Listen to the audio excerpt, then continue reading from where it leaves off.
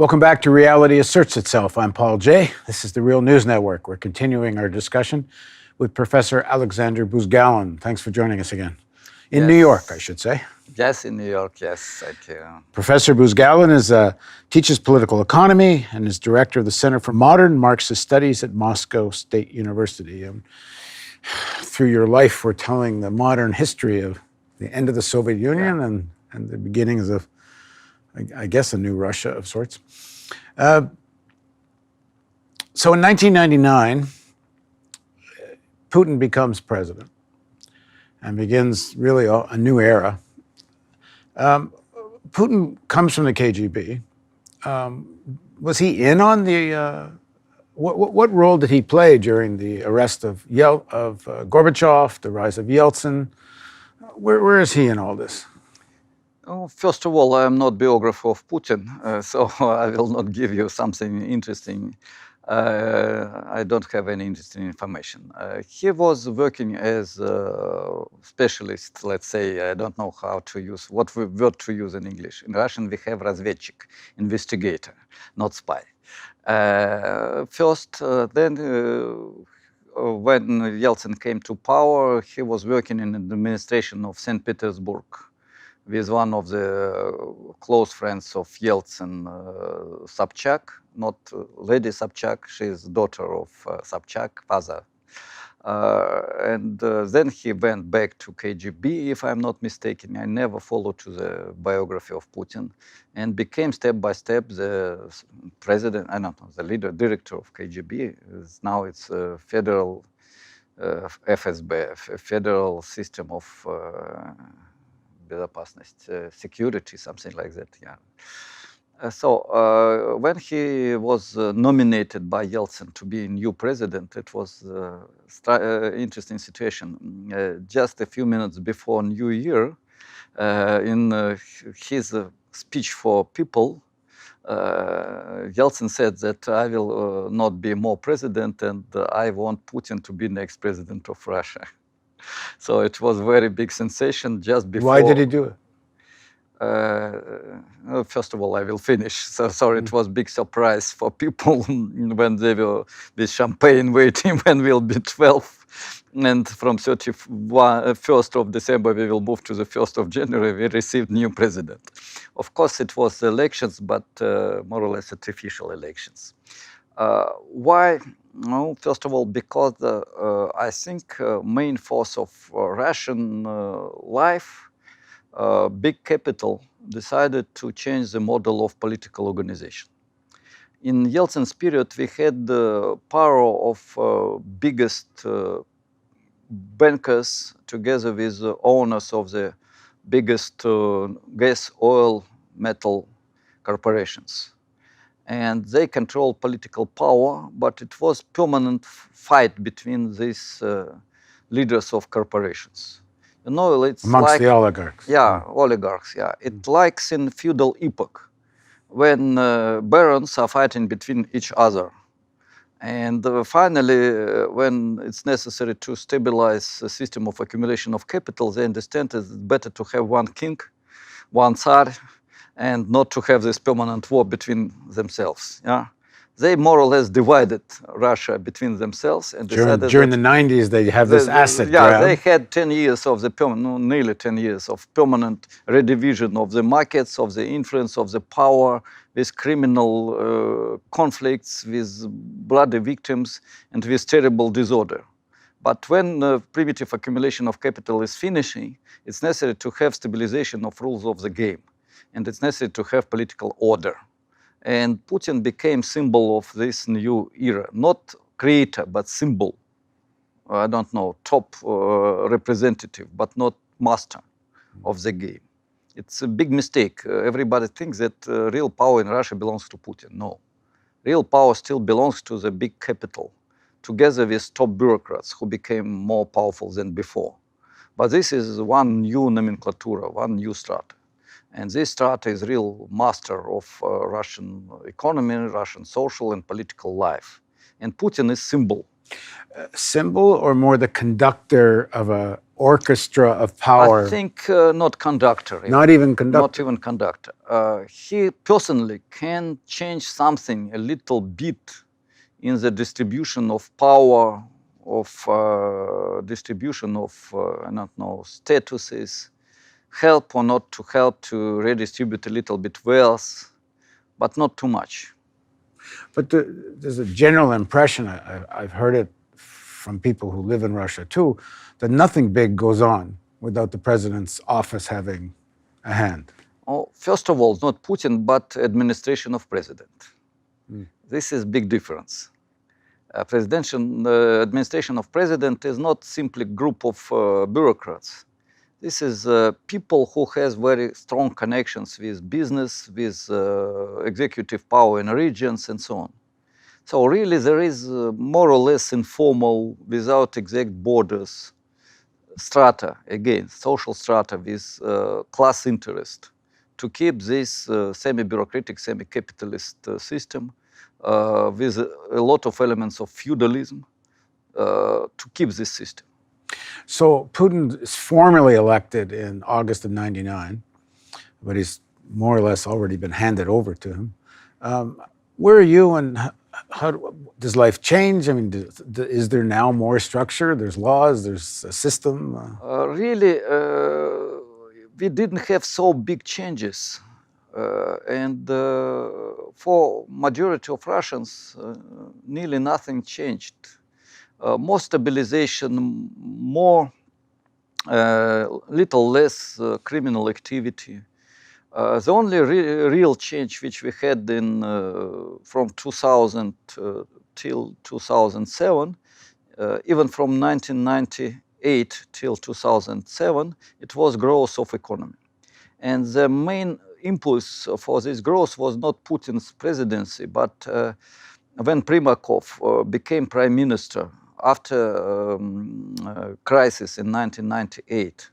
And Primakov was a supporter of, let's say, Chinese model. He started state regulations, he started support of internal industry, regulation of financial system, and so on. And he gave first impulse for the growth of economy after 7 years of crisis. And it was also not bad to keep this, to create this new economic policy in the period when growth of prices on oil started. And from $25 per gallon, I'm sorry, I'm tired a little bit. In 1990s, price of oil was 25 approximately dollars per gallon. In 2001, 3, 4, it was up to 150. So it was enormous growth, 6 times. And because of that, we received a lot of incomes. And part of these incomes were used for increasing of living standards of Russians. Mainly it was used in order to transfer millionaires towards billionaires. And it was a successful result because we had the second or third place in the world as far as number of billionaires is concerned. We are still among champions, so we are very good in this competition.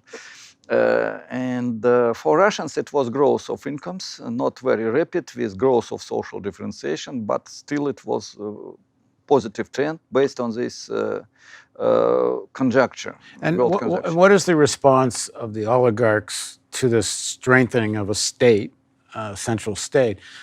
Some seem to benefit, and a few even went to jail. So it's like in a feudal country, where from feudal barons you are coming to one king. Some barons will have even more power and more influence and more property, but some will be killed or in prison. It was in France, it was everywhere, yeah? The same in Russia in 21st century. We have many elements of late feudalism in our country, unfortunately. So, and now state express interests of the class. But if one baron will decide to take too much for himself, or to destroy this power, or to change a little bit this power, he will be in the prison. The story of Khodorkovsky is relatively simple. He decided not to follow to the common rules, He proposed socialization of economy. He said that too big social differentiation and absence of industrial policy is not good for the economy in general and for accumulation of capital, by the way. And if we Russia want to have growth, if we want to have new quality of development, it's necessary to change economic model. But it was not profitable for continuation of the policy which was before and which is now. And he went to prison because he didn't pay taxes. But in Russia in 90s, nobody paid taxes, so everybody could be in prison. It was enormous. So if the state wants somebody in prison, Yeah, there's and always it a was ready necessary reason to to show, do it. that if you will not follow to our common rules, you will be in prison. So he actually wanted a somewhat more social democratic form of capitalism? A little bit, yes. He was not the hero of socialist labor, of course, but yeah, it was a relatively more progressive model. And he decided to participate in very active form in politics. Now, you're trying to keep the left alive during all of this. You're still teaching at the university. What's happening to the left during the rise of the creation of a stronger central state and Putin and so on? Again, situation is complex and contradictory. We have in parliament Communist Party of Russian Federation, which is going down. They had 30, even more % of the seats. Now they have 15. And how left is that party? Because it has leftist things, but it also has a pretty vile nationalist streak. So Communist Party of Russian Federation is a strange organization. They have economic and social program very similar with Die Linke in Germany, for example. Not bad, left social democratic program. But internal organization is very bureaucratic and conservative. Ideology in general is also a mixture of some communist slogans with slogans of Orthodox Church and conservative slogans. Plus nostalgia, Soviet Union is a symbol of the prosperity and Stalin is symbol of good life in Soviet period. So in this case, this is not very progressive at all. But inside Communist Party, there are a lot of interesting, good people who simply doesn't have a place to act because this is the only official left organization with all negative features. We have small communist organizations, left organizations. Some of them are not bad, so-called United Communist Party. It's unification of people who were expelled from Communist Party of Russian Federation because they were real communists, I can say, yeah. And we work together with this political group, very close cooperation. But as I said, the alternatives mainly is movement of people who wants to develop left Marxist theory, who wants to teach, who wants to make real propaganda of left ideas. And we have some positive results. We have a weekly radio program, open air, 40 minutes in one of the federal radios, Komsomolskaya Pravda, one of the most popular radio in Russia. We have access to central TV at least 1-2 times per month, our colleagues, because we are top intellectuals. It's not self-advertising, it's true. We have opportunity to participate in talk show, even in First Channel, in very popular talk shows. We had 200th anniversary of Marx. We had 6 talk shows where we participated, devoted to this anniversary in different channels. We have 2 journals, popular journals, many different websites, not alternatives. Alternatives have 2, but it's good work, I think. The West loved Yeltsin, and they grew to hate Putin. Why? This is big story. To be brief, in Russia, we had, during last 10 years, permanent stagnation or before even crisis of economy. No improvements. And at the same time, we had the growth of concentration of national capital. And this huge capital decided to play a role in the world market. And if capital wants to take a piece of world market, it's necessary to have strong state behind. So first attempt to come to the world market led to the bad result. Russian capital decided to buy part of the Western corporations, and Western corporations said, no, no, no, never. The Russians said, we will pay a good price. No, no, never. It's our business. Go out. After that, we received impulse for growth of military-industrial complex. And if we have military-industrial complex, it's necessary to use this complex for something. Plus, it was a real attack on national pride of Russians during all this period of Yeltsin period, and after that, we were a country which lost everything. Respect, national sovereignty. We were under the control of United States. We had westernization of cultural life, and it was very unpleasant, terrible for us. And when Putin made first really decisive step and said Crimea will be part of Russia, he received huge popularity. Crimea is a special question. We discussed in your program not one time this question, but he received yes from people. But the Americans and many of the Europeans already hated Putin before Crimea. Not too much. Really, the crisis, the problems started after 2008, 10. Before Putin was good friend, it was partnership with NATO, it was no problem in early period, or nearly no problem. Well, Hillary was going to reboot the relationship because it was problematic. Putin was out, the vilification was already in the but works. Putin was step by step was trying to create a stronger Russian state. Well, that's what I'm getting at, is part of creating the stronger Russian state is that these resources are going to be Russian oligarchs, not American oligarchs. Yeah, it's true. And finance too, like Western finance couldn't get their hooks in the way they. Yes, it's also true. Yeah. And the whole point of breaking up the Soviet Union, from a Western point of view, was that Western capital should have a free-for-all. Yeah, but here there is even it's an absolutely visible reason for this. But there is another reason. Power in Russia partly is dependent from the people. Every state, even if it is a marionette of the capital, is dependent from the public opinion, from the public feelings. They must have balance.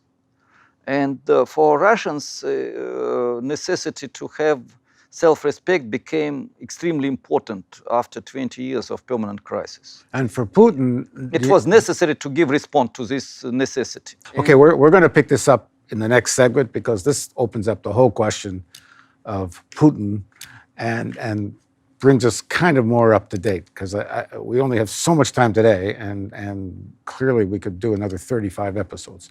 So please join us for the next segment of Reality Asserts Itself with Aleksandr Buzgalin on the Real News Network.